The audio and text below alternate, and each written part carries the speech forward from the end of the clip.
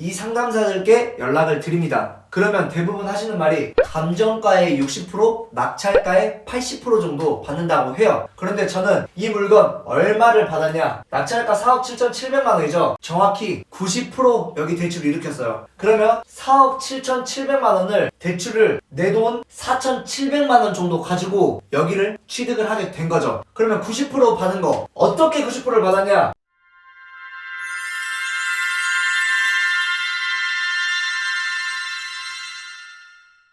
안녕하세요, 부유전자입니다. 오늘의 제 부동산 경매 꿀팁들 알려드리도록 하겠습니다. 오늘의 주제는 대출이에요. 부동산 경매 대출이란 뭐냐? 경락잔금 대출이 있어요. 이 경락잔금 대출을 어디에서 하냐? 바로 저희가 입찰을 가서 낙찰을 받으면 은행을 가는 게 아니라 대출 상담사 이모들이 저희가 낙찰을 받으면 저희한테 쪼르르 옵니다. 오면 대출 상담사 명함들을 전부 다 주세요. 이 명함들은 낙찰을 받지 않는 사람들은 받을 수 없어요. 이걸 받아야지 내가 내 사건 번호와 내 개인 신용 정보와 이제 이 상담사들 분들께서 이 대출을 일으키기 위한 정보들이랑 원하는 서류들이 있어요. 그러면 그 서류들을 저희는 이 상담사 이모분들께 전달을 해드려요. 그런데 여기에다만 전부 다 전화를 하게 되면은 내가 대출을 일으킬 수 있는 금액이 여기는 조금 낮을 수도 있어요. 그래서 제가 어떠한 걸 준비했냐, 이렇게 제가 수도 없이 대출 상담사 이모님들 명함을 받으면 이렇게 정리를 해놨어요. 이 표를 원하시는 분들은 제가 이제 더보기란에 남겨드릴 테니까 이거를 통해서 작성을 해주시면 제가 전부 다 보내드리도록 하겠습니다. 그러면 저 같은 경우에는 여기 분들께 먼저 연락을 다 드린 다음에 그래도 내가 원하는 대출 금액이 나오지 않았다 그러면 여기 밑에 200여 명 대출 상담사 이모분들께 연락을 전부 다 드려요. 문자로 내 사건 번호와 이제 나의 신용 정보, 이제 상담사마다 필요한 서류들이 있어요. 그러면 그것들을 전부 다 보내드려요. 그러면 이제 대출이 얼마 정도 실행된다,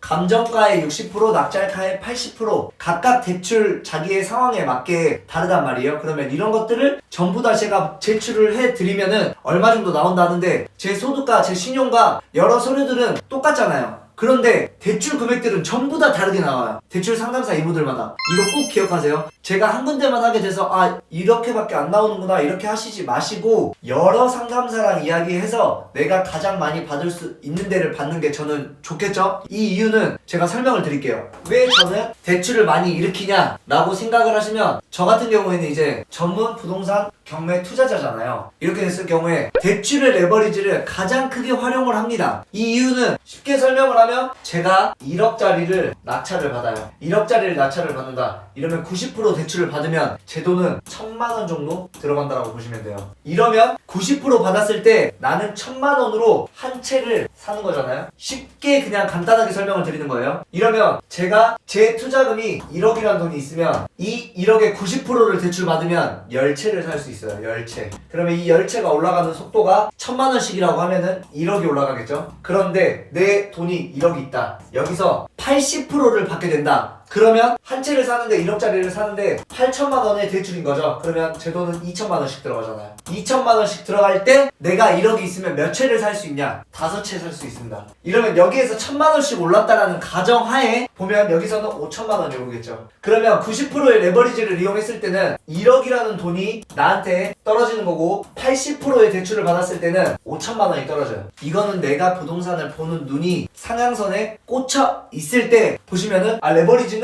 이렇게 이용을 하는 거나 라고 생각을 하시면 돼요. 그러면 저는 투자금이 한정적으로 1억이 있다고 하면 저는 가장 많이 취득을 많은 레버리지를 이용해서 많은 주택이나 많은 부동산들을 소유하는 게 저한테 득이겠죠. 제가 부동산을 바라보는 눈이 앞으로 계속 상승한다라고 하면 하나 상승하는 게 아니라 여러 개를 가지고 있는 걸 상승하는 걸 느껴야지 여러 채들이 같이 상승을 하잖아요. 이게 레버리지의 효과입니다. 그럼 저 같은 경우에는 대출을 많이 일으키는 게 낫겠죠. 부동산 경매의 장점 중에 하나도 어떠한 거냐? 일반 주택을 매매할 때랑 경매를 통하여 대출을 일으키는 게 훨씬 더 대출 레버리지를 이용할 수 있는 게 훨씬 커요. 그냥 일반 담보대출과 부동산 경매를 통한 대출이 훨씬 더 레버리지를 일으키기 많아요. 이렇게 되면 저희는 실전이죠. 이거 제가 낙찰받은 물건인데 한번 설명해 드릴게요. 이제 대부분 처음에 입찰을 받기 전에 제가 가지고 있는 표들이 있잖아요. 이 상담사들께 연락을 드립니다. 그러면 대부분 하시는 말이 감정가의 60%, 낙찰가의 80% 정도 받는다고 해요. 그런데 저는 이 물건 얼마를 받았냐? 낙찰가 4억 7,700만 원이죠. 대출 정확히 90% 나왔어요. 정확히 90% 여기 대출 일으켰어요. 그러면 4억 7,700만 원을 대출을 내 돈 4,700만 원 정도 가지고 여기를 취득을 하게 된 거죠. 그러면 90% 받은 거 어떻게 90%를 받았냐? 여기 분들께 다 연락을 했는데도 여기 분들께서는 90%안 돼요. 그런데 여기에서 제가 또 연락을 드렸어요. 많은 상담사분들께 연락을 드린 결과 여기 90% 나와요. 할 수 있어요. 여기서 한 가지 체크해야 될 부분이 80%일 때는 이율이 조금 더 저렴하긴 했어요. 그렇지만 저는 이 이율보다는 나는 대출의 레버리지를 조금 더 일으켜야 되겠다. 내가 예를 들어서 이 물건의 80%를 받게 되면 제가 여기에 들어가는 금액이 약 1억 정도 들어간단 말이에요. 이 물건 하나로. 그런데 90%를 받음으로써 제가 여기에 서울 송파라는 방 3개, 화장실 2개, 그리고 복층형 빌라에 4,700만원, 거의 5천만 원으로 여기를 사게 된 거예요. 취득은. 당연히 이율은 조금 더 비쌌어요. 이 이율은 조금 비교를 해봐야 되는데 약 한 0.5% 정도 이율은 더 냈던 것 같아요. 이렇게 되면 대출을 할 때 저희는 가장 중요하게 첫 번째, 입찰을 하기 전에 먼저 대출 상담사분들께 확인을 해야 돼요. 이제 대출 받고 하게 되면은 조금 더 느리거든요. 그런데 여기에서 대출 상담사분께 내가 낙찰을 받으려고 하는데 얼만큼 나오나요? 이렇게 물어보잖아요. 그러면 낙찰 받고 오세요 이래요. 그런데 어떤 노하우가 있냐면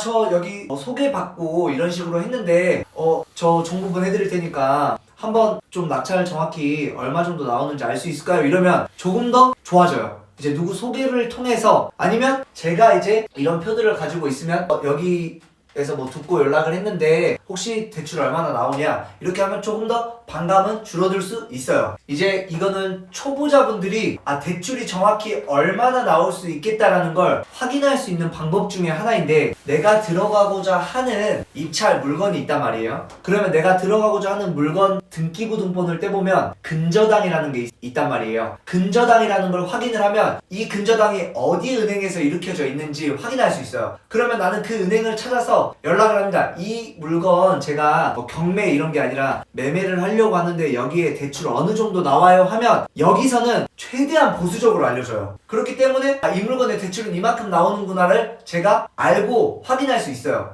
그러면 거기보다 경매의 대출은 제가 뭐라고 했어요? 조금 더 나온다. 대신 여기에서 알아둬야 될 부분들이 개인의 신용이 문제가 조금 있다 이러신 분들은 받기 힘들어요. 이제 제가 낙찰을 받았었을 때 개인 신용을 보고 그 다음에 이제 이분이 계속 이 돈을 빌렸을 때 갚을 수 있는 능력을 본단 말이에요. 이게 충족이 됐을 경우에 제가 말한 대출 상담사 이모님들한테 보내드리면은 어느 정도 나온다 하는데 애초부터 나는 신용 불량자다 그러면 대출받기 어려워요. 이거 꼭 기억하셔야 돼요. 그래서 신용 관리를 잘 하셔야 돼요. 이렇게까지 하면 이제 부동산에서 경락 잔금 대출을 받는 방법에 대해서 제가 알려드렸는데 혹시 질문 지금 바로 있으시면 이야기 해주시면 감사하겠습니다. 질문 있습니까? 90%가 안 나올 수도 있네요. 신용이랑 그런 거 다 충족됐을 때도.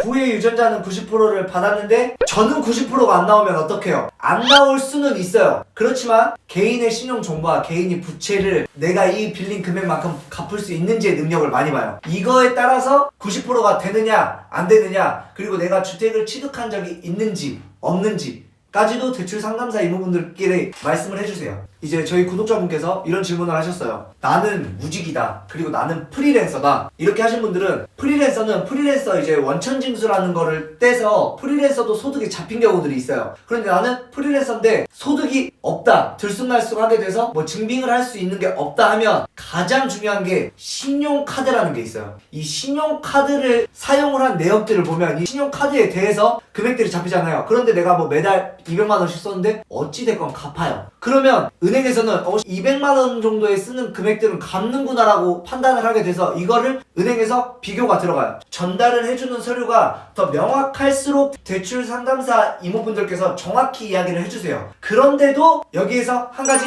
꿀팁 나옵니다. 어떤 게 있냐면 내가 모든 게 충족이 됐어. 그런데 여기서 돌발 상황이 발생돼요. 연말 이제 12월 달에 가장 많이 발생하는 부분인데 나는 모든 게 준비가 됐는데 은행에서 준비가 안 되어 있어요. 은행에서 이제 자기들이 사용할 수 있는 금액들이 있어요. 다 소진이 되기 때문에 제가 낙찰을 받고 대출을 일으키려고 해도 이게 평상시에는 되던 게 12월 달 연말이 되면은 대출은행에서 12월 달은 안 돼요. 12월 달은 좀 받기 힘들 것 같아요. 이런 부분들이 있단 말이에요. 그래서 내가 연초에 받았을 땐 됐는데 하고 12월 달에 들어가게 되면 전혀 분위기가 달라요. 분위기가 다른 거를 알고 경매 입찰을 들어가셔야 돼요. 그래서 12월 달이 조금 더 11월 달에서 12월 달에 입찰하시는 분들이 조금 경쟁자가 덜어요. 그 대신 이제 대출을 감안하고 들어간다라는 고수의 좀 능력이기는 하죠. 네, 이거를 생각하시면 좋을 것 같습니다. 그러면 오늘 정리해서 한번 말씀해드리면은 저희가 이제 입찰을 하고 낙찰을 가기 전에 대출을 먼저 알아보는 게 좋아요. 이 대출 상담사 연락처가 없다 하시는 분들이 있어도 이런 제가 표들이 있잖아요. 이런 표들을 통해서 연락을 드릴 수 있고, 이게 없다라고 하더라도 내가 경매에 관심 있는 물건들이 있으면 그 물건들의 등기부등본을 떼보면 이제 근저당이 나온단 말이에요. 근저당 나온 것들에 보면 은행이 적혀져 있어요. 이 은행들에게 연락을 하면은 얼추 대출이 어느 정도 나온다 라고 이야기를 해드리니까 그렇게 해서 대출을 준비하셔야 돼요. 네, 그러면 여기까지 대출, 경락잔금 대출에 대해서 실전 노하우를 알려드렸어요. 여기서 또 혹시 궁금하신 거나 자기 상황이 이런데 이런 거 대출 어떻게 나와요 하는 게 있으면 제가 최대한 제 경험에 나오는 걸 토대로 답변을 달아드리도록 하겠습니다. 그러면 지금까지 보여준자였습니다.